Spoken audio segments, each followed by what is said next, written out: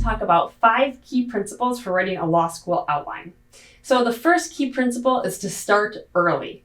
We recommend that you start outlining in week 1 or 2 of law school. Don't wait until halfway through the semester or the end of the semester to start outlining. The earlier you start, the more comfortable you'll be with outlining, the better you'll get at this skill of outlining, and the sooner you can start learning your outlines and actually applying the law that you know to practice exams. So you'll just have an upper edge if you start early. The second key principle is to remember that your class notes are your most important resource. Your professor writes the exam, your professor grades the final exam, so what your professor says in class matters the most. Even if you just use your class notes to write an outline, you could still get an A+ on the final exam. Now, some students like to consult their casebook, or they like to consult other student outlines or commercial outlines or supplements, and that's fine because these can help clarify the law and clarify points that maybe you didn't understand that your professor was making in class.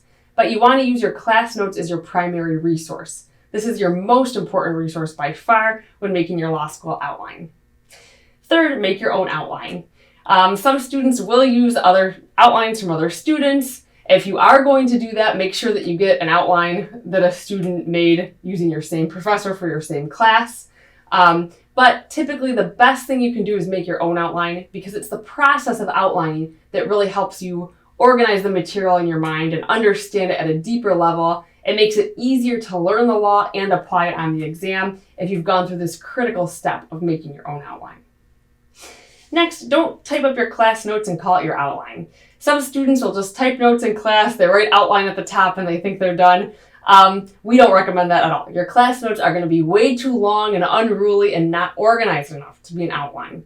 What you want to do is go through the process of condensing your class notes and organizing them and making them into a good outline. You do not want to just use your class notes as your outline.